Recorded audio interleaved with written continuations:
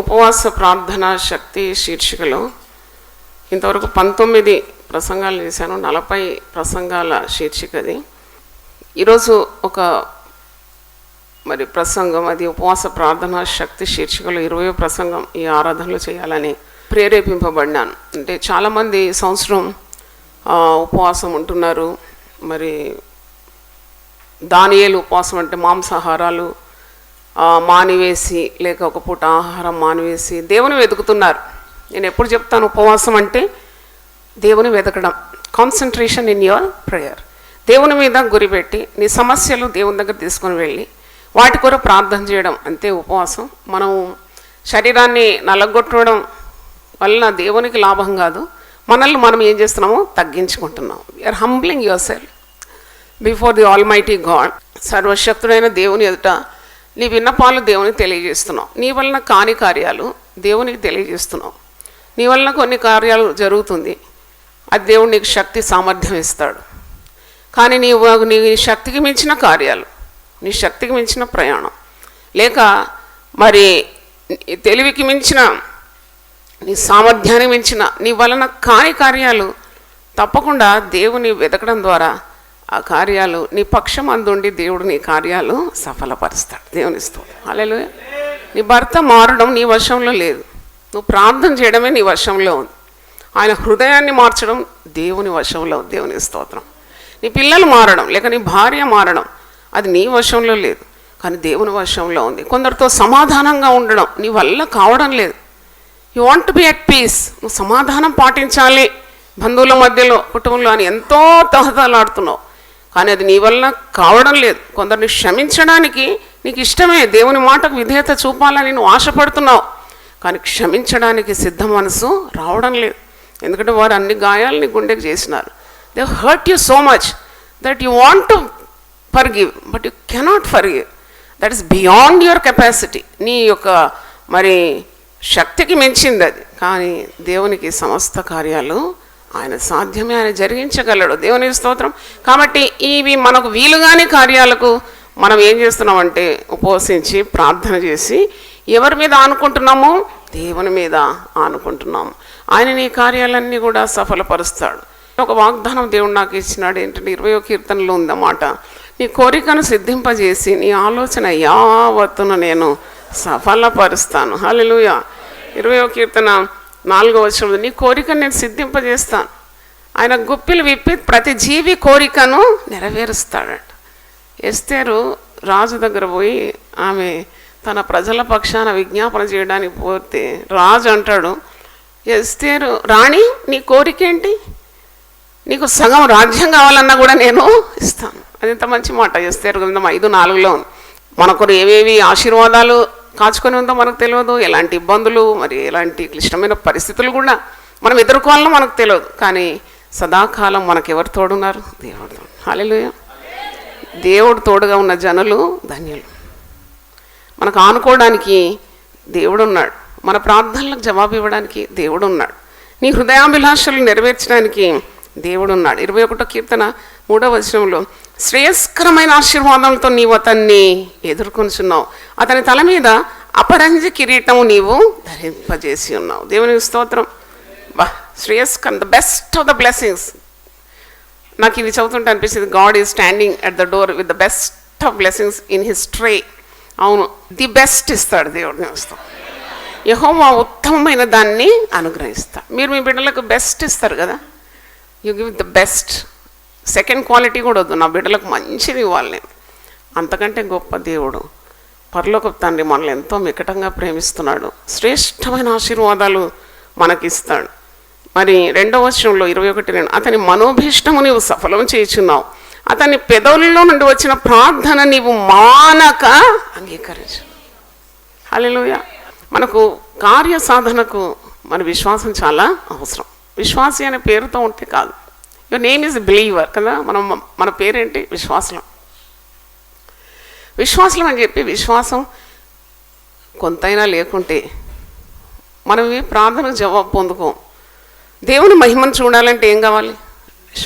విశ్వాసం కావాలి. అందుకే 2వ కొరింథీ 13వ అధ్యాయము 5వ వచనం చూడండి. 2 Corinthians 13 chapter 5th verse. మీరు విశ్వాసం గలవారై ఉన్నారో లేదో మిమ్మును మీరే శోధించుకొని చూచుకోండి, మిమ్మును మీరే పరీక్షించుకునండి. మీరు భ్రష్టులు కాని ఎడల యేసుక్రీస్తు మీలో ఉన్నాడని మిమ్మల్ని గురించి మీరు ఎరగరా? అంటే చెక్ యువర్ ఫెయిత్. విశ్వాసం ఉందా? నువ్వు అనేక కార్యాలు దేవుని సన్నిధిలో ప్రార్థన చేస్తున్నావు, కానీ whether you have enough faith to receive God's blessing into your life. విశ్వాసం లేకుంటే ఎలాగ పొందుకోవాలి? నువ్వు ప్రార్థన చేసి అనేకమైన ప్రార్థన అంశాల్లో నాకు విశ్వాసం కావాలని కూడా నువ్వు అడగాలి. ఆనాడు ఒకడు యేసుప్రభు దగ్గర వచ్చి నాకు అపనమ్మకం ఉండకుండా నువ్వేం చేయి, సహాయం దయచేయి. విశ్వాసం అంటే విశ్వాసులు ఎప్పుడు విశ్వాసం ద్వారానే బ్రతకాలి, వెలిచూపు వలన బ్రతకకూడదు. తోమాతో అంటాడు, నువ్వు అవిశ్వాసి కాకుండా విశ్వాసి. ఇక్కడ తోమ ఎందుకన్నాడు ఆ మాట? నేను యేసు గాయాలు చూస్తేనే నేను నమ్ముతాను, చూడకుండా నమ్మను. కానీ విశ్వాసం అనున్నది నిరీక్షింపబడు వాటి నిజస్వరం, అదృశ్యమైనవి ఉన్నవనుటకు రుజువై ఉన్నదని హెబ్రీ 11:1 ఉంది. కాబట్టి నువ్వు చూడకుండానే దేవుడు గొప్ప దేవుడని నమ్ముతున్నావు, దేవుడు మరి నమ్మకమైన వాడని నమ్ముతున్నావు. ఎలా నమ్ముతున్నావు? You are feeling God, you are experiencing God in your day to day life. దేవుని చూస్తేనే నేను నమ్ముతానని కాదు, దేవుని చూడకుండా కూడా మనం నమ్ముతున్నాం. ఎందుకంటే దేవుని ఉనికిని, దేవుని సామర్థ్యాన్ని, దేవుని శక్తిని, దేవుని ప్రేమను రుచి చూచి తెలుసుకుంటున్నాం. 34వ కీర్తన 8వ వచనంలో యెహోవా ఉత్తముడని రుచి చూచి తెలుసుకోవాలి. కాబట్టి అవిశ్వాసం తొలగించుకోవాలి. ఈ సంవత్సరం ఏదైనా కానీ నాలో అవిశ్వాసం ఉండకూడదు. నేను విశ్వాసం వల్లనే బ్రతుకుతాను. ఎందుకంటే ప్రభువుకి ఇష్టం లేనిది అవిశ్వాసం. ఓ అవిశ్వాసులారా, ఓ అల్ప విశ్వాసులారా అని సంబోధిస్తాడు కదా.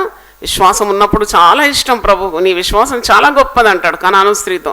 శతాధిపతితో అంటాడు, ఇలాంటి విశ్వాసం నేను ఇశ్రాయేల్లో ఎవరికైనాను చూడలేదు. ఎంత గొప్ప విశ్వాసం అంటే, గొప్ప విశ్వాసం కావాలని మనం ప్రార్థన చేయాలి. అనుమానం కలిగి ఉండకుండా జాగ్రత్తగా ఉండాలి. చూడండి, కొందరికి సంతానం లేదు, దేవుడు ఇస్తాడా అనకుండా దేవుడు తప్పకుండా నా ప్రార్థన వింటాడనే విశ్వాసం ఉంటే తప్పకుండా నీకు ఈ వయసు గతించిన దానివైనా కానీ నీకు దేవుడు ఇస్తాడు. దేవుని స్తోత్రం. ఎందుకంటే చాలా నిదర్శనాలు పరిశుద్ధ గ్రంథంలో చూసినాను. Beyond their age they conceived and they got children. Hebrew పత్రిక 11:11 చూసినప్పుడు విశ్వాసమును బట్టి శారాయు వాగ్దానం చేసిన వాడు నమ్మదగిన వాడని ఎంచుకొనేను గనుక తాను వయస్సు గతించినదైనను గర్భము ధరించుటకు శక్తి పొంది. హల్లెలూయా. వయసు మీరిపోయింది, పెళ్ళయి మరి ఇన్ని సంవత్సరాలు అయిపోయింది. ఆమెకు దేవుని తట్టి చూడాలి. ఆమె శరీరం చూసుకుంటే అంత ముడతలు పడి ఆమె ముసలమ్మ అయిపోయింది. అటు చూస్తే భర్త కూడా వృద్ధాప్యం, 100 వయసు. మరి ఎలాగ సాధ్యం ఇది? విశ్వాసం వలన సమస్తము సాధ్యమని నమ్మింది ఆమె. మరి వాగ్దానం చేసిన వాడు ఎలాంటి వాడని నమ్మింది? వాగ్దానం చేసిన వాడు నమ్మదగిన వాడని ఎంచాను. మీకు ఏమైనా వాగ్దానం చేశాడా దేవుడు? నీ కుటుంబాన్ని రక్షిస్తానన్నాడా? నిన్ను మరి ఉన్నత స్థాయికి తీసుకొని వస్తానన్నాడు, నీ ప్రమోషన్ ఇస్తానన్నాడా, ఉద్యోగం ఇస్తానన్నాడా, వివాహం అవుతుందన్నాడా? లేక నీ శరీరంలో ఉన్న చాలా కాలం నుండి అనుభవిస్తున్న రుగ్మత తొలగిస్తానన్నాడా? లేక నీకు బంధువుల్లో నీకు మాట ముచ్చట లేకుండా చాలా దూరం అయిపోయిన వారిని తిరిగి సమకూరుస్తానన్నాడా? తప్పకుండా చేస్తాడు. దేవుని స్తోత్రం. హల్లెలూయా. విశ్వాసమును బట్టి శారా వాగ్దానం చేసిన వాడు నమ్మదగిన వాడని ఎంచుకుని గనుక తాను వయస్సు గతించినదైనను గర్భము ధరించుటకు శక్తి పొంది. హల్లెలూయా. అంటే మీకు అసాధ్యమైన కార్యాలు మీరు ఒక పేపర్లో ఇలా రాసుకొని పక్కన దానికి విరుగుడు రాసుకోవాలి. విరుగుడు వాగ్దానాలు ఉన్నాయి కదా చాలా. మరి హెబ్రీ 11:11 దేవా తప్పకుండా నీవు నాకు సహాయము దయచేస్తావని నమ్మాలి. మరి విశ్వాసం ఉండేవారు ఎప్పుడు చింతించరు, కలవరపడరు, వ్యాకుల పడడు. నిన్న ఒక వాక్యం చూసినాను. చాలామంది విశ్వాసులకు ఏంటంటే హృదయం నిండా ఏముంటుంది? వ్యాకులం అన్నమాట. చింత తొలగించాలి, వ్యాకులం తొలగించాలి, వ్యసనం కూడా తొలగించాలి. ఎప్పుడు దుఃఖమే, ఎప్పుడు బాధ, ఏదో బాధ. ఎందుకా బాధ? ప్రభు నందు మనం ఏం చేయాలి? ఆనందించాలి. నాకు కూడా వస్తాయి ఇలా, నేనేమన్నా మీద నుండి ఊడిపడలేదు. నాకు మనిషిని కాబట్టి దుఃఖం వస్తుంది, కోపం వస్తుంది, చింత వస్తుంది, చిరాకు వస్తుంది, కలవరం వస్తుంది, భయం కూడా వస్తుంది. కానీ అవన్నీ మరి నా మదిలో గూడు కట్టుకొని నేను వెంటనే దాన్ని ఏం చేస్తాను, పారదోలుతాను. అదే నాకున్న వ్యత్యాసం. దేవుని స్తోత్రం. అలా దొంగ మీ ఇంటికి వస్తే కూర్చోబెడతారా? గెట్ అవుట్ అంటారు కదా, మనం అటాక్ చేసి ఇవన్నీ తరిమేస్తాం. అలాగే ఇవన్నీ వస్తాయి మానవ స్వభావం ఉండేవారు, కానీ దాన్ని ఉండనీయరు అక్కడ. The shunt it out. మరి ప్రసంగి గ్రంథం 11వ అధ్యాయము 10వ వచనంలో ఉంది, లేత వయస్సును నడిప్రాయమును గతించిపోను గనుక నీ హృదయంలో నుండి వ్యాకులము తొలగించు. నీ హృదయంలో నుండి వ్యాకులం తొలగించు. అది నీ దేహాన్ని చెరిపేస్తుంది, నీ అందాన్ని చెడగొడుతుంది, నీ బలాన్ని నీ సౌందర్యాన్ని పాడు చేస్తుంది. వ్యాకులం, వ్యసనం, బాధ, దుఃఖం ఇవన్నీ తొలగించుకోవాలి ఈ సంవత్సరం. ప్రసంగి 11:10లో ఉంది, నీ హృదయంలో నుండి వ్యాకులము తొలగించుకొనుము, నీ దేహమును చెరుపుదాన్ని తొలగించుకో. దేహాన్ని చెరిపేవన్నీ కూడా తొలగించుకోవాలి. నీతిమంతుడు విశ్వాస మూలమున బ్రతుకుతాడు. అందుకే చెక్ యువర్ ఫెయిత్. ఈరోజు 5 చెక్కింగ్స్ ఉంటుంది. షుగర్ ఎక్కువ ఉందా నువ్వు వెంటనే చెక్ చేసుకో. మీటర్ కొనుక్కుని పెట్టుకుంటావు కదా. బీపీ కూడా, ఎంత బీపీ ఉందో నేను చెక్ చేసుకోవాలి. మేము ఊరికే ఫ్లైట్లో అటు ఇటు వెళ్తుంటాం కాబట్టి నేను ఎప్పుడు అబ్జర్వ్ చేస్తూ ఉంటాను. చెకింగ్ లేక ఏ ఫ్లైట్ మీదికి పోదు, గ్రౌండ్ అయిపోతుంది. ఆ గ్రౌండ్లో ఉన్నప్పుడు అన్ని చెకింగ్ అవుతుంది. అన్ని విభాగాల వాళ్ళు వచ్చి చెక్ చేస్తూ ఉంటారు. పెట్రోల్ లీక్ అవుతుందా, స్క్రూ టైట్ ఉందా, డోర్ షట్ చేసినారా, ఆ టైల్ భాగంలో అన్నీ మరి ఆ లగేజ్ ఇవన్నీ సరిగా క్రమంగా ఉన్నాయా, వీల్స్ సరిగ్గా ఉందా, అన్నీ చెకింగ్ అయిన తర్వాత మరి క్రూ ఇట్లా అంటారు అన్నమాట, థమ్స్ అప్ అంటే ఓకే, అంత okay, come on you can now fly. Pilot వారి ఇన్స్ట్రక్షన్స్ కొరకు వెయిట్ చేస్తాడు. అలాగే మరి నీవు దేవునితో పయనించాలి కృత సంవత్సరం అంటే మొట్టమొదట విశ్వాసము కలవారై ఉన్నారో లేదో మిమ్మల్ని మీరు ఏం చేయాలి, పరీక్షించుకోవాలి. మొన్న పేపర్లో చూసినాను, అంత టేక్ ఆఫ్కు రెడీ అయిందంట, కానీ ఎవరో ఒక స్టాఫ్ చూసినారట, డీజిల్ లీక్ అవుతూ ఉందంట. అట్లా లీక్ అయిందంటే మిడ్ ఎయిర్లో ఏమవుతుంది, అది తగలబడిపోతుంది. ప్రయాణికులందరూ ఏమైపోతారు, చనిపోతారు. కాబట్టి ఎప్పుడు మనల్ని మనం ఏం చేయాలి, స్వయం పరీక్ష చేసుకోవాలి. కానీ మనకు ఒక మరి అలవాటు ఉంది, ఎప్పుడు ఇతరులను వేలుపెట్టి తిరస్కరించడం. వాళ్ళకట్ట, వీళ్ళకిట్ట, వీళ్ళిట్ట. ఎప్పుడైనా దేవుని సన్నిధిలో కూర్చొని నువ్వు ఎట్టున్నావో చూసుకున్నావా, అద్దం మాత్రం చూసుకుంటావు, ఎట్లున్నావు, బాగున్నావు బాహ్యంగా.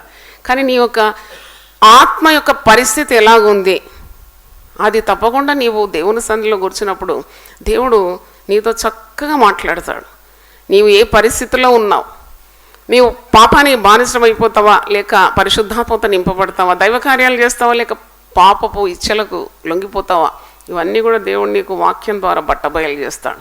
కాబట్టి విశ్వాసం ఉన్నదా లేదా అని నిన్ను నీవు పరీక్షించుకోవాలి. విశ్వాసం ద్వారా చాలా గొప్పది విశ్వాసం. 9 వరాల్లో కూడా అతి శ్రేష్టమైన వరం. కొందరు భాషలు కావాలని అడుగుతారు, అదే వరం అనుకుంటారు. That is the least of all the 9 gifts. భాషలు ఉంటేనే పరిశుద్ధాత్మ అంటారు. గొప్ప గొప్ప దైవజనులు వారు లక్షల కోట్ల ఆత్మలను ప్రభు సన్నిధికి నడిపించినారు. ఒక భక్తుని గురించి చూసినాను, ఆయన ఎప్పుడు భాషల్లో మాట్లాడలేదాడు. భాషల్లో మాట్లాడేవాడు దేవునితో మాట్లాడతాడు. దాని గురించి చాలా మరి చాలా ఆలోచిస్తారు చాలామంది. కానీ అన్నిటికంటే గొప్పది విశ్వాసం. దేవుని స్తోత్రం. 1 యోహాను పత్రిక 5వ అధ్యాయం చూడండి, 4వ వచనం. దేవుని మూలంగా పుట్టిన వారందరినూ లోకమును జయించదు. లోకమును జయించిన విజయము మన విశ్వాసం. లోకాన్ని జయించే విజయము మన విశ్వాసం. కాబట్టి ప్రార్థన చేయాలి. విశ్వాసము, ప్రార్థన అనేది ఒక వాహనం అనుకున్న 2 చక్రాల వంటిది అన్నమాట. 2 కావాలి నీకు. ప్రార్థనా జీవితము, ప్రార్థనతో విశ్వాసం ఏం చేయాలి, నీవు మిళితం చేయాలి. దేవుని స్తోత్రం. మీరు ప్రార్థన చేసేటప్పుడు మీరు అడిగినవన్నీ కూడా పొంది ఉన్నామని నమ్మాలండి. హల్లెలూయా. కొందరు ప్రార్థన చేస్తారు, ఎప్పుడూ వ్యాకుల పడుతూనే ఉంటారు, ఎప్పుడు చింత. పిల్లల పెళ్ళి కాలేదండి, ఇంకా ఎవరు సెటిల్ కాలేదండి, అది కాలేదండి, ఇది కాలేదండి. నీ నోటితోటి ఎప్పుడు దేవుని గురించి యుక్తమైన మాటలే పలకాలి. తప్పకుండా దేవుడు చేస్తాడు. తప్పకుండా దేవునికి ఇది సాధ్యమే. దేవునికి మరి కాని పని ఏది కూడా లేదని నమ్మ. మొట్టమొదట చెక్ యువర్ ఫెయిత్. రెండవది చెక్ యువర్ మోటివ్స్. విశ్వాసాన్ని పరీక్షించుకో.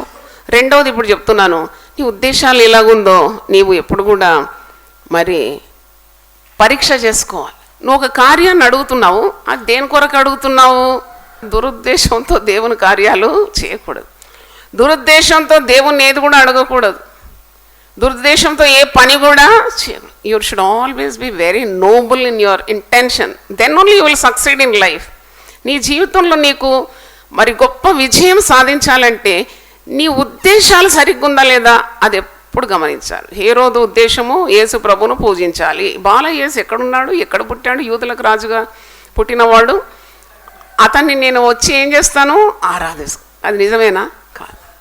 అతన్ని ఏం చేయాలనుకున్నాడు? చంపాలి. దురుద్దేశం. కాబట్టి ఈరోజు దేవుని వాక్యం నుండి మన ఉద్దేశాలు సరిగ్గా ఉందా లేదా, చెక్ యువర్ మోటివ్స్. యాకోబు పత్రిక మరి 4వ అధ్యాయం ఒకసారి చూడండి, 1 నుండి 4 వచనాలు. మీలో యుద్ధములను పోరాటములను దేని నుండి కలుగుతున్నది? పరిశుద్ధ గ్రంథం ఉంటుంది, ఎవని మనస్సు నీ మీద ఆనుకొని ఉండనో వాడిని నేను పూర్ణ శాంతి గలవానిగా చేస్తాను.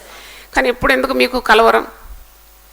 కాకి ఎగిరినప్పుడు తన రెక్కలు ఎట్లా టపటప టపటప కొట్టుకుంటుంది. కాకి నెమ్మదిగా ఉండడం చాలా చూడడం అసలు అరుదు.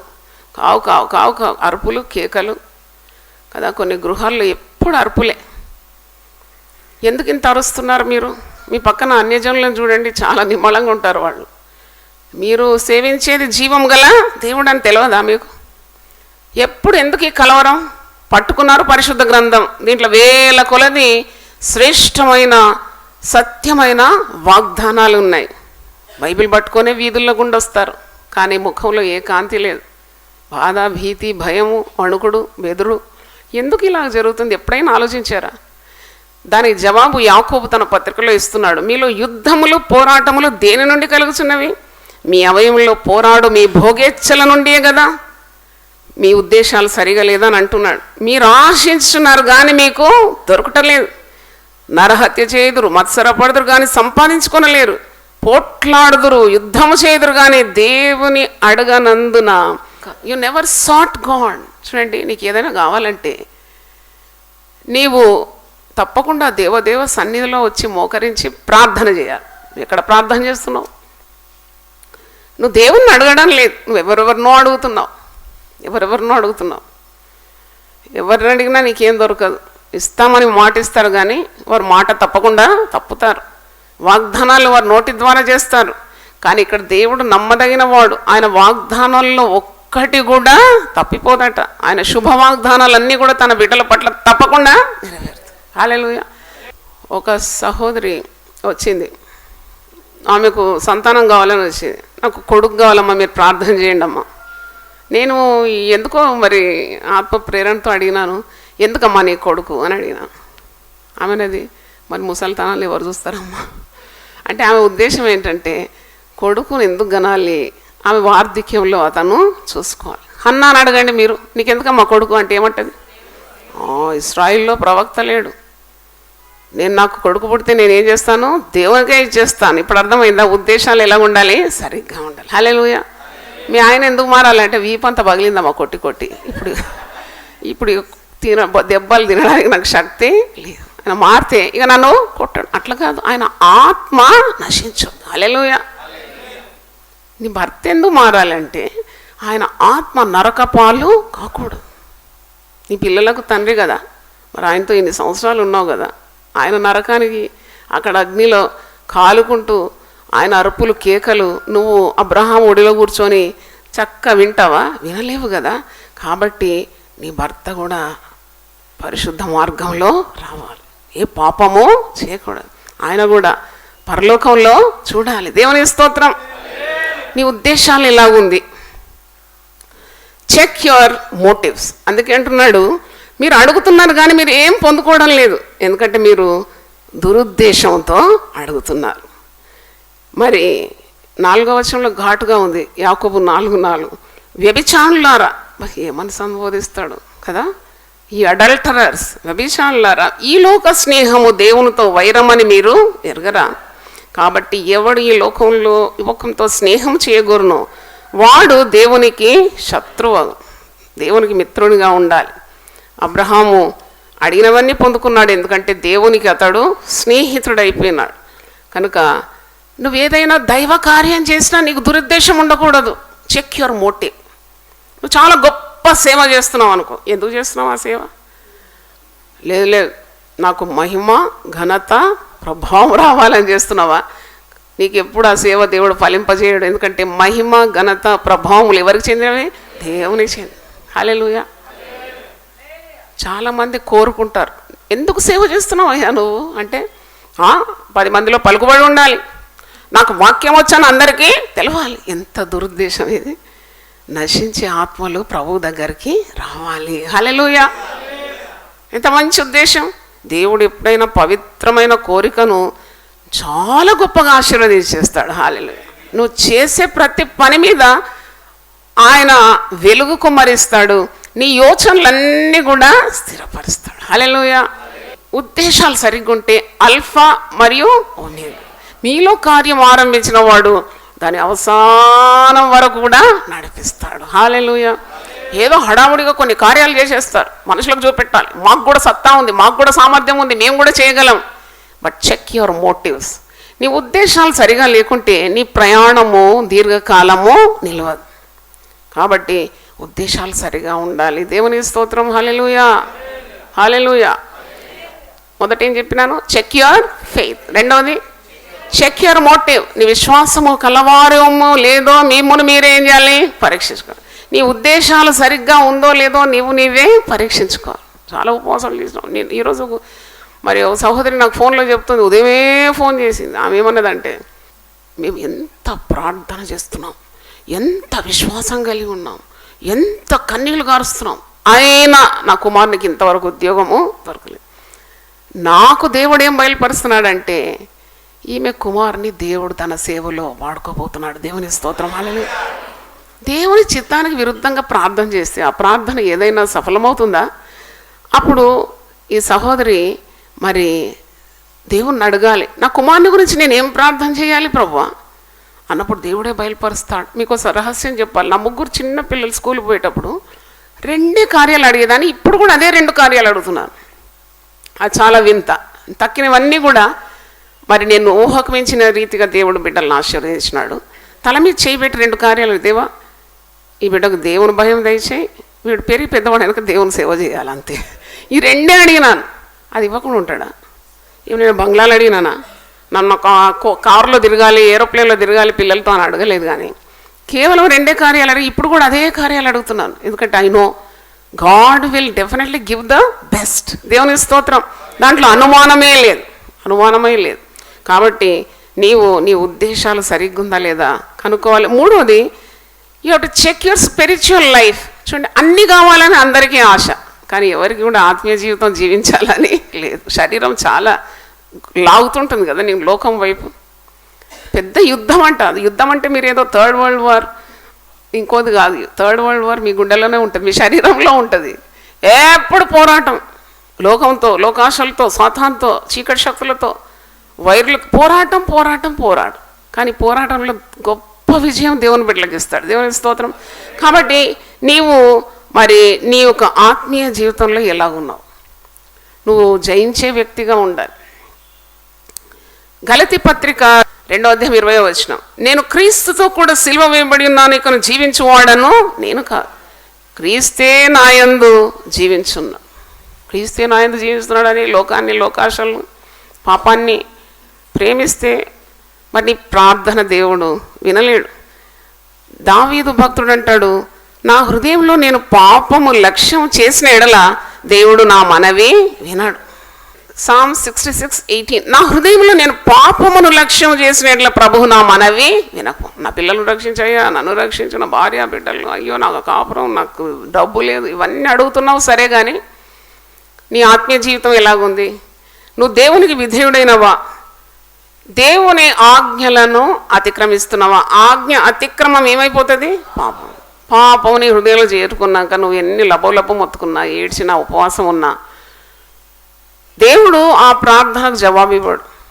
ఉజ్జీవానికి రహస్యం ఏంటంటే పశ్చాత్తాపమైన హృదయం అన్నది. దేవునికి స్తోత్రం. అన్నది గొప్ప ఉజ్జీవం కావాలని అందరూ కోరుకుంటారు. మా కుటుంబాన్ని ఉజ్జీవం, మా సంఘాన్ని ఉజ్జీవింపజేయి, మా దేశాన్ని ఉజ్జీవింపజేయి.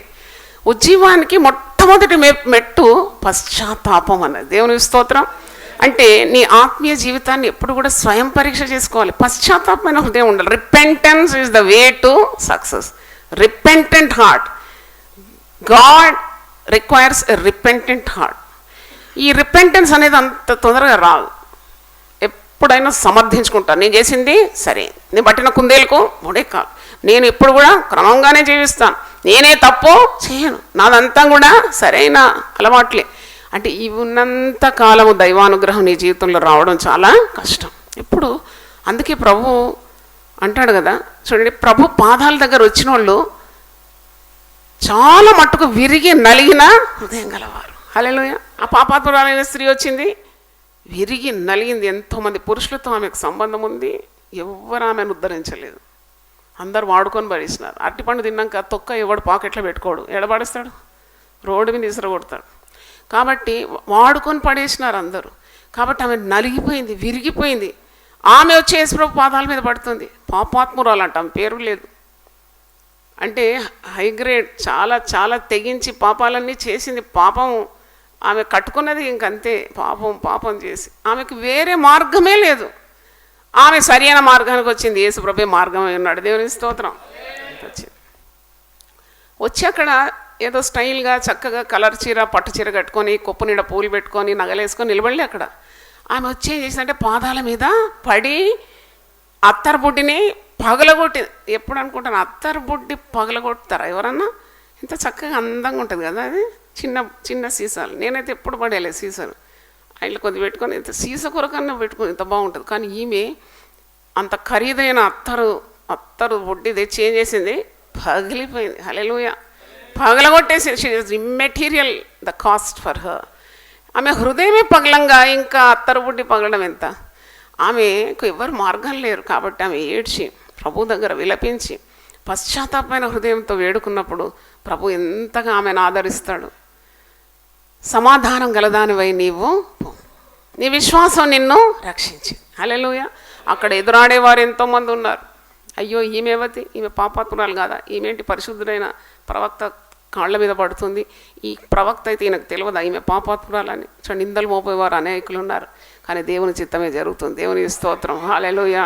కాబట్టి నీ యొక్క ఆత్మీయ జీవితం ఎప్పుడు కూడా దేవుని సన్నిధిలో సరిగ్గా ఉందా లేదా అని నువ్వు పరీక్ష చేసుకోవాలి. హల్లెలూయా. ఆమె ఇట్లా, ఈడిట్లా, వాడట్లా అని చెప్పకూడదు ఎప్పుడు. Never judge anyone, never judge anyone. ఒకవేళ నీకు ఎవరిలోనైనా చాలా పాపం కనబడితే, అంత ప్రేమ ఉంటే దగ్గర పోయి గద్దించు. నేను సరిలేదు, జాగ్రత్త, దేవుని శిక్ష వస్తుంది, నీ కుటుంబం పాడవుతుంది, చెక్ అని చెప్పొచ్చు. కానీ వాళ్ళ గురించి నలుగురు చెప్పి వాళ్ళు పెద్దగా రాసి రంపాన పెట్టొద్దు ఎప్పుడు. ఎందుకంటే నిలుచున్నవాడు పడకుండానట్లు జాగ్రత్త ఉండాలి. నిలుచున్నవాడు గర్విష్ఠుడైపోయి పడిన వాళ్ళను హేళన ఎప్పుడు కూడా చేయొద్దు. వాళ్ళ దగ్గర పోయి వాడిని లేవనెత్తడానికి నీవు ఏం చేయాలి, సిద్ధంగా ఉండాలి. దేవుని స్తోత్రం. రోడ్డు మీద ఎవడైనా పడిపోతే ఏం చేస్తావు, చూసుకుంటుంటావా? పోతావు, వీళ్ళు రన్, అరే ఒక చెయ్యి ఇస్తావు, లేపి నిలబెడతావు. అదే కదా మరి ఆత్మీయ జీవితంలో కూడా చాలామంది తొట్టిల్లుతారు, పడతారు, పాపం చేస్తారు. తోటి విశ్వాసిగా నువ్వేం చేయాలి, వెంటనే పోయి ఆదుకోవాలి, హెచ్చరించాలి, బుద్ధి చెప్పాలి. మీరు బుద్ధి చెప్పుట మానకుడి అని వాక్యంలో ఉంది. కాబట్టి నువ్వెలా ఉన్నావు నువ్వు పరీక్ష చేసుకో. చాలామందికి సేవ చేయాలని చాలా ఆశ మంచిదే, కానీ దానికి తగినట్టు నీ జీవితం కూడా ఉండాలి కదా. కొందరు అంటారు జాయ్ సిస్టర్ లాగా నేను సేవ చేయను. నేను నాకంటే ఎక్కువ చేయమ్మా.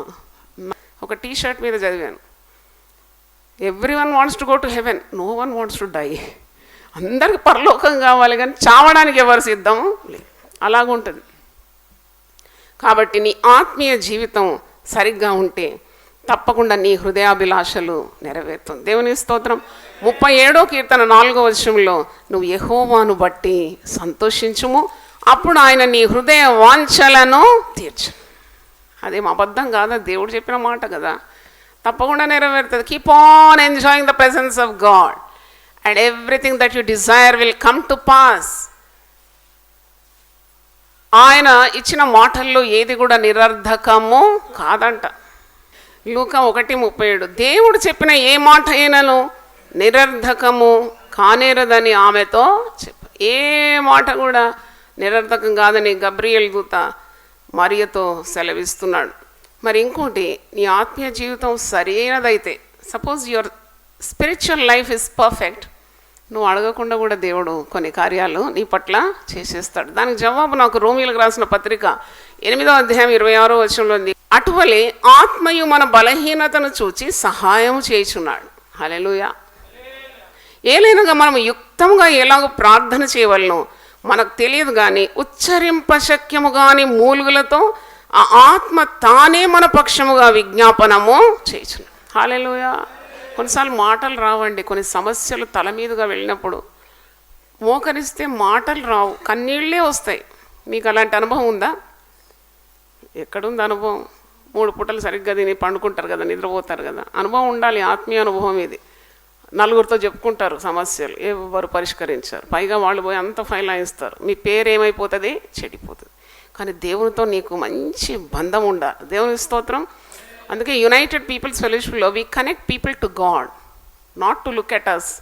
మాతో మీకున్న కనెక్షన్ కాదు, దేవునికి మీరేం చేయాలి? అంటగట్టబడి ఉండాలనే ఉద్దేశం. దేవుని స్తోత్రం. కాబట్టి ఉచ్చరింప శక్యం కానీ నువ్వు మూలుగుతున్నావు కానీ అది ప్రార్థనగా దేవుడు ఎంచుతున్నాడు. నువ్వు కన్నీళ్ళు కానుస్తున్నావు, అది ప్రార్థన అయిపోతుంది. ఎందుకంటే ఎవరు చేస్తున్నారు ఈ పని అంటే నీ పక్షాన పరిశుద్ధాత్ముడు చేస్తున్నాడు. హల్లెలూయా. ఆత్మయు మన బలహీనతను చూచి, మనమందరం చాలా బలవంతులం అనుకుంటాం, కానీ ఒక సమస్య వచ్చినప్పుడు చాలా బలహీనమైపోతాం కొన్నిసార్లు. అరే మన బలమంతా ఎక్కడ పోయింది అనుకుంటాం. మనకు చాలా ధైర్యం ఉండదు. ధైర్యం ఎక్కడ పోయింది? ఎక్కడ పోదు. నీకు దేవుడు ఆ అనుభవాన్ని ఇస్తున్నాడు. ఎందుకంటే ఇతరులు ధైర్యం చెడిన వారిని కూడా నువ్వేం చేయాలి? ఆదరించాలి. కొన్ని మార్గాల నుండి దేవుడు తీసుకొని వెళ్తాడు. ధైర్యం చెడిన వారు ఎలాగుంటారు, వారి హృదయ పరిస్థితి ఎలాగుంటుంది, అప్పుడు నువ్వేం చేసి వారికి ఆదరణ ఇవ్వాలి. ఎట్టి ఆదరణ నువ్వు పొందుకున్నావో అట్టి ఆదరణతో వారిని కూడా నువ్వేం చేయాలి? ఆదరించాలి. హల్లెలూయా. కాబట్టి మన బలహీనతను చూచి సహాయం చేయుచున్నాడు. ఎవరు? పరిశుద్ధాత్ముడు. ఏలైనగా మనం యుక్తంగా ఎలాగో ప్రార్థన చేయవలనో మనకు తెలియదు. కొన్నిసార్లు ప్రార్థన రాదు, ప్రార్థన చేయడం కూడా రాదు. అప్పుడు ఉచ్చరింప శక్యము కానీ మూలుగులతో ఆ ఆత్మ తానే మన పక్షముగా విజ్ఞాపనము చేసు. హల్లెలూయా. 2 వారాల క్రితం ఒక సమస్య ఎదుర్కొన్నానండి. అంటే నేను ఒక 30 కిలోమీటర్స్ పోవాలి ఆ సమస్య పరిష్కరించండి. అదొక ఆదివారం సాయంకాలం ఆరాధనకు రావాలి. ఇదేంటి సమస్య ఇలాగ వచ్చి పడ్డది. కానీ నాకు చాలా ఒకలాంటి కలవరం వచ్చింది. 1000 నామాల పుస్తకం నా చేతిలో పట్టుకున్నాను. కారు పొడుగా 1000 నామాలు చదివేశాను. ఆ పర్వతం మైనం వలె కరిగిపోయింది. దేవునిస్తూ నేను పోకముందే నేను అక్కడ అడుగు పెట్టకముందే సమస్య ఏంటి? సమస్య ఏమి ఎవరికి అర్థం కాలేదు. సమస్యనే లేదు. చూడండి, సాతానుడు ఎలాగ బెదిరిస్తాడు తన బిడ్డలను. కానీ సాతాను ఓడించడానికి ఉన్న ఆయుధాలన్నీ మన చేతిలోనే ఉన్నవి. హల్లెలూయా. 1000 టైటిల్స్ నా చేతిలో తీసుకున్నాను. కారులో కూర్చొని ఎందుకు సమయం పోనీయాలి? ఎందుకు నేను కలవరపడాలి? ఎందుకు నేను చింతించాలి? నాకు 1000 ఆయుధాలు ఉన్నాయి నా చేతిలో. అస్సలు ఒక్క క్షణం పోనీయకుండా ఆ పుస్తకం పట్టుకొని స్తుతిస్తూ వెళ్ళినాను. అక్కడ పోయిన తర్వాత అంతా కంప్లీట్గా ఆ సమస్య పర్వతం అక్కడ లేదు. ఎంత అద్భుతం అండి దేవుని స్తోత్రం. నిన్న కూడా నేను అనుకున్నాను, విశ్వాసులందరూ తెలుసుకుంటే ఎంత బాగుంటుంది. దేవుని ఆత్మచేత ప్రోత్సహించి దేవుడు నాకు ఇచ్చిన 1000 నామాలు ఎంత గొప్ప ఆయుధాలు, 1000 వాగ్దానాలు, ఎంత గొప్ప ఆయుధాలు. నా తండ్రి సెలవు లేకుండా ఏ ఒక్కరి తల నుండి ఒక్క తల వెంట్రుకైనా రాలు. ఎంత కాన్ఫిడెన్స్ అండి. అది విశ్వాసం. కాబట్టి చెక్ యువర్ స్పిరిచువల్ లైఫ్. ఎప్పుడు నీ ఆత్మీయ జీవితం ఎలాగుంది? ప్రార్థనలు అయితే చేస్తున్నావు, ఉపవాసం చేస్తున్నావు, మందిరానికి వెళ్తున్నావు, పాటలు పాడుతున్నావు, మరి చాలా ఆనందిస్తున్నావు, కానీ ఆత్మీయ జీవితం ఎలాగుంది? ఆత్మీయ జీవితం చెక్ చేయాలంటే ఒక చిన్న చిట్కా చెప్తాను. మొట్టమొదట నీకు ప్రార్థన అంటే ఆశ ఉండదు, మందిరం అంటే విసుగు, వాక్యం చదవడానికి విసుగు, అంటే తప్పకుండా నీకు ఏదో పాపం నీ హృదయంలోకి ప్రవేశించింది. ఎలా చెప్తారు సిస్టర్ మీరంటే, కామర్లు వచ్చినోనికి మొట్టమొదట ఆకలి పోతుందండి. వానికి ఆకలి ఉండదు అన్నమాట. తర్వాత వానికి కొద్ది కడుపులో నొప్పి కూడా వస్తుంది కదా, కొద్ది లైట్గా ఫీవర్ వస్తుంది. అవన్నీ జాండీస్ లక్షణాలు అన్నమాట. ఈ స్పిరిచువల్ జాండీస్ ఎలా చెక్ చేయాలంటే అంటాడు, ఏం బాలే ఆరాధన, ప్రసంగం ఏం బాలే, సప్ప. ఎందుకంటే అసలు రోగం ఎవరిది? నీదే. లివర్ ఎవరిది పాడైంది? నీది. పచ్చ కండ్లు ఉన్నోనికి లోకమంతా ఎలా కనబడుతుందంట? పచ్చగా కనబడుతుంది. అందుకే ఈ ఆత్మీయ జబ్బున్నోడు కూడా ఎప్పుడు ఇతరులను విమర్శిస్తాడు. మన పనే అది ఎవరి అనుచరుడు తెలుసా? వీడు సాతాను పని. సాతాను అనుచరుడు, సాతాను శిష్యుడు అన్నమాట. ప్రభు శిష్యుడేమో అందరిలో ఉన్న మంచి చూస్తూ ఉంటాడు, సాతానుకు సంబంధి ఎప్పుడు ఇతరులో ఉన్న బలహీనతలను గుర్తుపడతాడు. వాడు నేరారోపణ చేస్తాడు కదా, నేరారోపణ, వాడు అట్లా వీటిట్లా వీటట్లా వాడట్లా, నేను ఒక్కనే బాగున్నాను అంటాడు.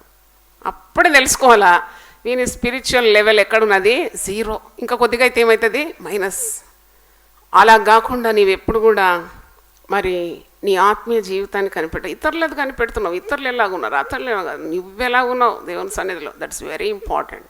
Check your spiritual life. నీ విశ్వాసాన్ని నీవేం చేయాలి, పరీక్షించుకో. రెండవది, నీ ఉద్దేశాలను నీవేం చేయాలి, పరీక్ష. మూడవది, నీ ఆత్మీయ జీవితాన్ని ఎప్పుడు కూడా సరి చేసుకోవాలి, చూసుకోవాలి. నాలుగో చెప్తున్నాను, check your standing with God. నీవు దేవునిలో నిలిచి ఉండుట చాలా అవసరం. You check your standing with God. ఏ విధంగా ఉన్నావు నీవు, నీ యొక్క సహవాసం దేవునితో. భక్తులందరూ మనకు చాటిస్తున్నారు కదా, నోవహు దేవునితో మంచి సంబంధం కలిగి ఉన్నాడు. నోవహు దేవుని కృపను పొందినవాడు, నోవహు దేవునితో నడిచినవాడు. హానోకు దేవునితో నడిచినవాడు, అబ్రహాము దేవునితో నడిచినవాడు, అబ్రహాము దేవునికి స్నేహితుడు. మోషే ముఖాముఖంగా దేవునితో మాట్లాడినవాడు. మరి ఇంతమంది భక్తులు ఉన్నారు, నువ్వు ఎలాగున్నావు? పరిశుద్ధ గ్రంథం అంటుంది, భక్తి మార్గంలో ఉన్నవాడు చాలా నిశ్చింతంగా ఉంటాడు. నీలో కలవరం ఉన్నదంటేనే లూజ్ కాంటాక్ట్ ఉందని అర్థం అనమాట. లూజ్ కాంటాక్ట్ పెట్టినాక నీ సెల్ ఛార్జ్ అవుతుందా? ఏ పని కాదు. మేము మొన్నటి రోజు నేను అయ్యగారు బయటికి పోయినాం ఏదో పని మీద. ఇంటికి వచ్చి 5 నిమిషాల్లో మొత్తం కరెంటు పోయింది. కరెంట్ లేదు. నేను కొద్దిగా పొయ్యి మీద అన్నం పెట్టాలి, మేము వంట రెడీ చేసుకోవాలి, కొన్ని పనులు చేసుకోవాలంటే ఇంట్లో ఎవరు లేరు, మేమిద్దరమే ఉన్నాం. అప్పుడు పని వాళ్ళు ఎవరు ఉండరు కదా, కొద్ది పనులు చేయాలి కదా. నేను కూడా వెళ్తే అసలు చీకటి చీకటి చీకటి, అంతా చీకటి. కనీసం ఇన్వర్టర్ పని చేయడం లేదు, ఆ లైట్ రావడం లేదు, ఎంత చీకటి. సెల్ ఆన్ చేసి మేము అటు ఇటు చూసుకుంటున్నాం. ఏ పని ఏది ఏ వస్తువు ఎక్కడుంది అని కనబడాలి కదా. ఏమైంది, ఎలక్ట్రీషియన్ వెంటనే పిలిచినాం. అయ్యా వచ్చి చూడ, అంత బయటికి వెళ్ళి చూడండి లైట్స్ ఉన్నాయా, వేరే ఇంట్లో లైట్స్ ఉన్నాయంటే అయ్యగారు బయటికి పోయి అందరి ఇంట్లో ఉంది, మా ఇంట్లోనే లేదన్నాడు. అందరు పక్కన ముందు అందరికి లైట్స్ వెలుగుతుంది, మా ఇంట్లోనే లైట్ లేదు. అయితే ఎలక్ట్రీషియన్ పిలిచినప్పుడు ఆయన అంతా చెక్ చేసినాడు.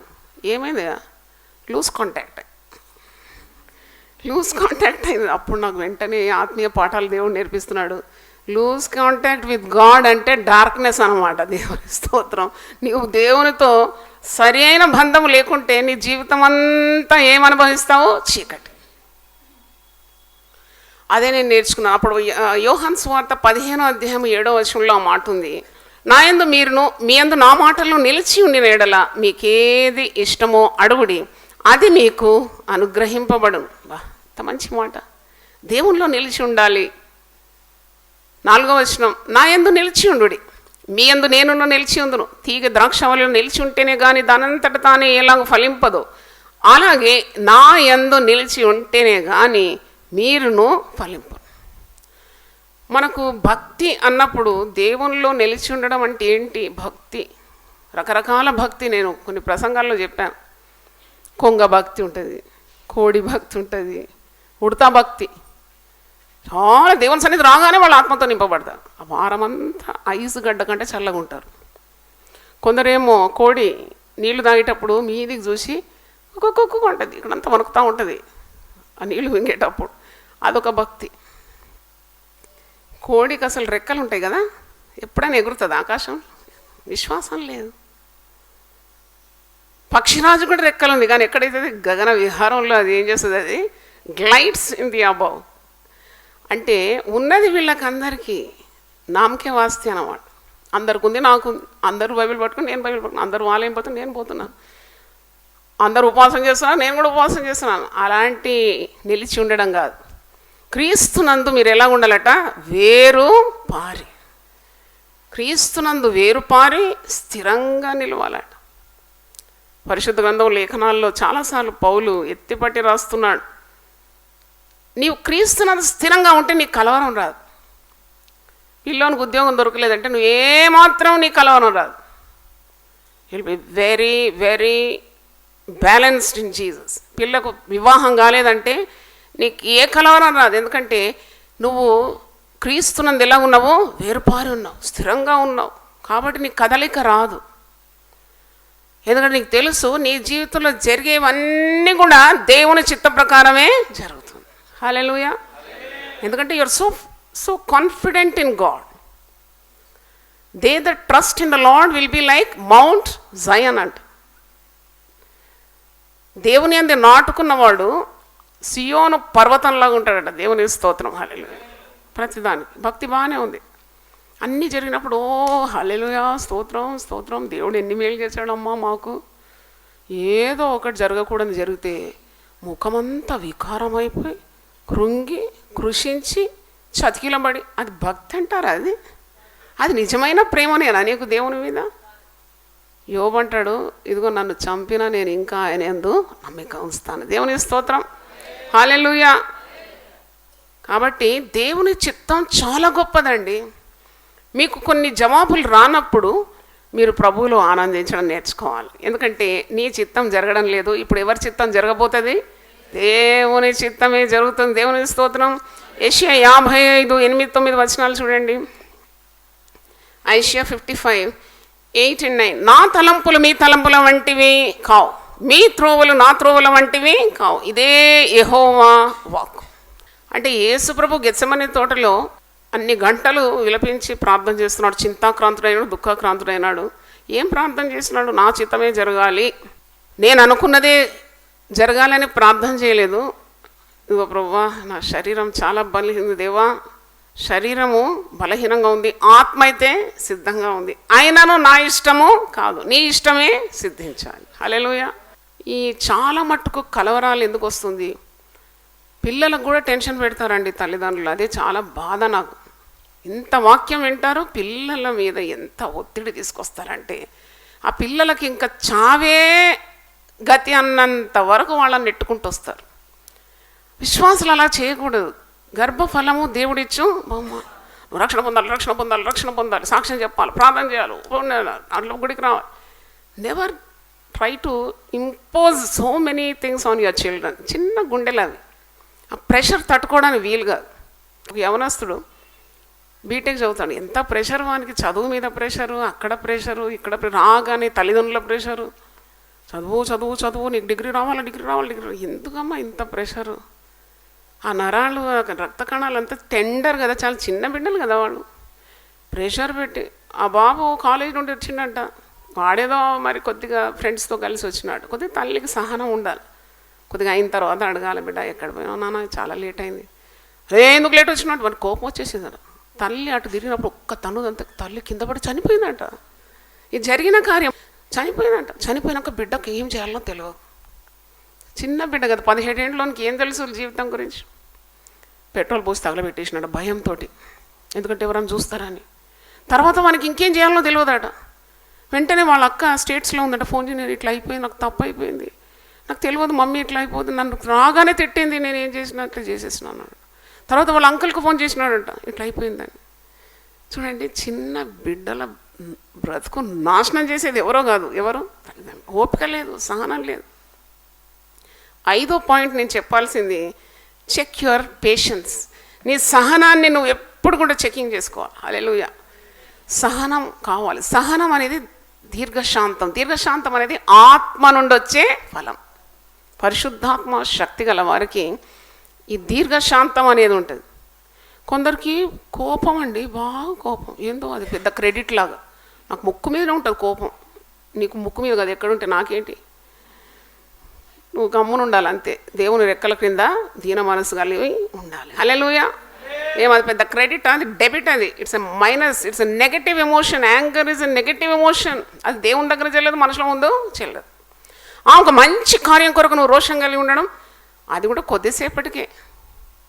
దేవుని కోపం కూడా నిమిషం మాత్రమేనంట.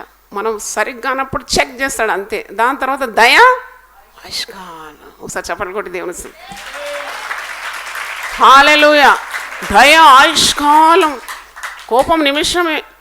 ఆ మందిరం చూసినప్పుడు అతలాకుతలం ఉంది, క్రయ విక్రయాలు అవుతుందంటే అంటారు, వేన్నాడు, వేసి కొట్టినాడు, పల్లలు పీటలు అన్ని పడద్రోసి గువ్వలని ఎగరగొట్టి, నా తండ్రి గృహము అది ప్రార్థనా గృహం, ఇది దొంగలకు నివాసము కాకూడదు. అక్కడ దైవ కార్యం జరగాలి, అదొక రోషం. అది కొద్దిసేపటి. దాని తర్వాత వెంటనే కుంటోళ్ళు, గుడ్డోళ్ళు, గోనోళ్ళు అందరూ వస్తే వాళ్ళందరినీ ప్రేమతో వారికి ఏం చేసినాడట, పరిచర్య చేసినాడు. వాక్యంలోనే ఉంది. కాబట్టి సహనం ఉందా నీకు? నీకు ఓర్పు ఉందా? కుటుంబంలో ఓర్పు కావాలి, సేవలో ఓర్పు కావాలి. నువ్వు దీర్ఘ ప్రార్థనలు చేస్తే సరిపోదు, ఉపవాసం ఉంటే కూడా సరిపోదు. ఈరోజంతా స్వయం పరీక్ష. ఓర్పు. పుట్టడి పిల్లలున్న తల్లికి ఏముంటుంది ఒకటి, ఏంటది? ఓర్పు. చేసి చేసి చేసి చేసి విసుకదు. అదే పెళ్ళి కానీ ఒక స్త్రీని చూడు, టెంపర్ ఉంటుంది వాళ్ళకు. ఎందుకంటే శ్రమపడే అనుభవము లేదు. అంటే మీరు అన్యదా భావించొద్దు, నేను ప్రాక్టికల్ లైఫ్ చెప్తున్నాను. నువ్వు కష్టపడుతున్న కొలది నీకు చాలా ఓర్పు వచ్చేస్తుంది, సహనం వచ్చేస్తుంది. కొందరు అడిగితే, జాయ్ సిస్టర్ మీకు ఇంత సహనం, మరి నాకు ఒకరా ఇద్దరా? ఇంత జనాన్ని దేవుడు ఇచ్చినప్పుడు నాకు ఎంత ఓర్పు కావాలి? లేకుంటే ఎప్పుడో పారిపోయేదాన్ని ఇదంతా వదిలేసి సుఖం కోరి. నాకెందుకు వచ్చినది అంటాను ఆయన, ఇవన్నీ బాధలు. మా వారు ఎప్పుడు చెప్తుంటా, మంచి ఇల్లు కట్టి పెట్టినాను, హాయిగా ఉండకుండా ఏంటి ఇంత కష్టపడతావు? అయ్యా కాదే, నేను దేవుని చిత్తం నెరవేర్చాలంటే నాకేం కావాలి? సహనం కావాలి, నేను కష్టపడాలి. 40వ కీర్తన 1వ వచనం చూడండి. కీర్తనలో 40 వచనం, దేవుని కొరకు నువ్వు ఎలాగూ కనిపెట్టాలి. 40వ కీర్తన 1 వచనం, యెహోవా కొరకు నేను సహనముతో కనిపెట్టు, ఆయన నాకు చెవియొగ్గి నా మొర ఆలకించు. ప్రతి దానికి ఒక సమయం ఉన్నదని మీరు మర్చిపోకూడదు.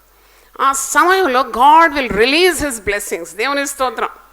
ఆ సమయం కొరకు కనిపెట్టడానికి ఓర్పు లేదు. ప్రసంగి 3:1, ప్రతిదానికి సమయము కలదు. ఆకాశం క్రింద ప్రతి ప్రయత్నమునకు సమయం కలదు. పుట్టుటకు, చచ్చుటకు, నాటుటకు, నాటబడిన దాన్ని పెరికివేయుటకు, చంపుటకు, బాగు చేయుటకు, పడగొట్టుటకు, కట్టుటకు, ఏడ్చుటకు, నవ్వుటకు, దుఃఖించుటకు, నాట్యమాడుటకు, రాళ్లను పారవేయుటకు, రాళ్లను కుప్పచేయుటకు, కౌగలించటం మానుటకు, వెదకుటకు, పోగొట్టుకొనుటకు, దాచుకొనుటకు, పారవేయుటకు, చింపుటకు, కుట్టుటకు, మౌనంగా ఉండుటకు, మాట్లాడుటకు. అన్నిటికీ ఏముందట? సమయం. ఆ సమయం పాటించాం మనం. మాట్లాడకూడదు అన్నప్పుడు మాట్లాడతాం, మాట్లాడున్నప్పుడు నోరు రాదు. ప్రతిదానికి సమయం అని పరిశుద్ధ గ్రంథంలో ఉంది. ఆయన ఎవరు? ఆయన సమస్తము బాగుగా తగిన కాలమందు చేసేస్తాడు. దేవుని స్తోత్రం.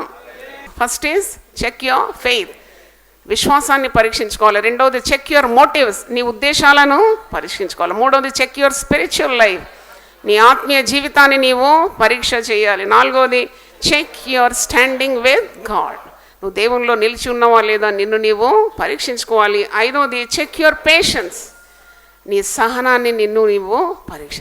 ఓపిక కలిగిన నరులు దేవుడు అనుగ్రహించు రక్షణ కొరకు ఓపికతో కనిపెట్టుట మంచిది. హల్లెలూయా. ప్రార్థన చేసుకుందాం.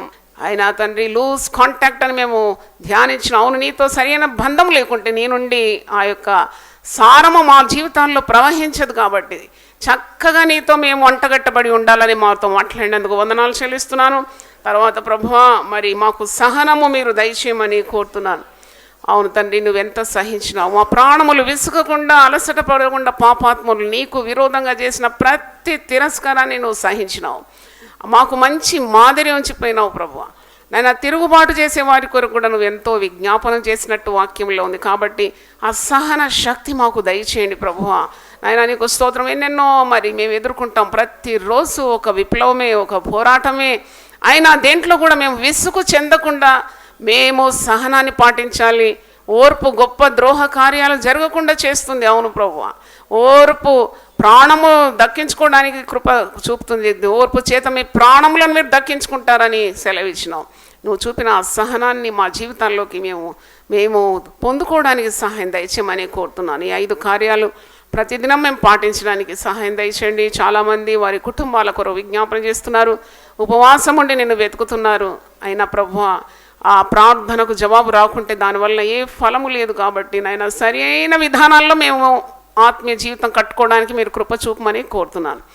మోకరించిన ప్రతి బిడ్డను, నిల్చున్న ప్రతి ఒక్కరిని వారి తల మీద నీ హస్తం ఉంచి వారిని అద్భుతంగా ఆశీర్వదించండి. వారి హృదయాభిలాషలు నెరవేర్చండి. మనోవాంఛలు మరి తీర్చమని ప్రార్థిస్తున్నాను. కోరికలు తీర్చండి నాయన. వారికి పిల్లల విషయము, భర్తల విషయం, భార్యల విషయము, కుటుంబ ఆర్థిక పరిస్థితి, సంతానాలేమి, సమాధానాలేమి, ఇవన్నీ నువ్వు చూస్తున్నావు ప్రభువా. శత్రు బాధ ఉంటే తొలగించండి. ఆఫీస్లో, ఉద్యోగంలో సమస్యలు తొలగించమని ప్రార్థన చేస్తున్నాను. ఇరు పొరు వారితో ఉన్న పోరాటము తొలగించమని ప్రార్థిస్తున్నాను. పిల్లలు మాట వినక అవిధేయత చూపితే తండ్రి, తల్లిదండ్రుల ప్రార్థన వలన తప్పకుండా రక్షణ కుటుంబానికి కలుగుతుందని మేము నమ్ముతున్నాం తండ్రి. నాయన నీకు స్తోత్రం. అద్భుత కార్యాలు మీరు చేసి మహిమ పొందమని, ప్రతి ప్రార్థనకు జవాబు దయచేయమని యేసు నామములో అడుగుతున్నాను తండ్రి. ఆమేన్.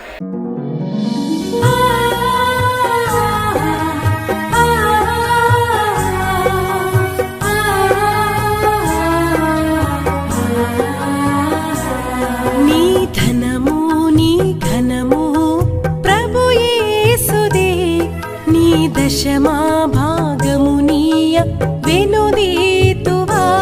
నీ ధనము నీ ఘనము ప్రభు యేసుదే, నీ దశమా భాగము నీయ వెనుదీతువా. ధరలోన ధనధాన్యముల నీయగా కరుణించి కాపాడి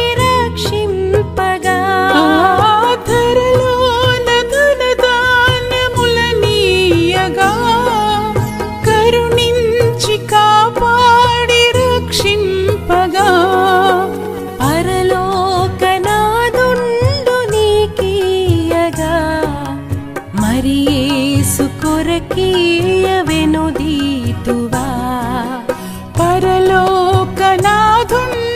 నీకీయగా మరి యేసు కొరకీయ వెనుదీతువా. నీ ధనము నీ ఘనము ప్రభు యేసుదే, నీ దశమా భాగము నీయ వెనుదీతువా.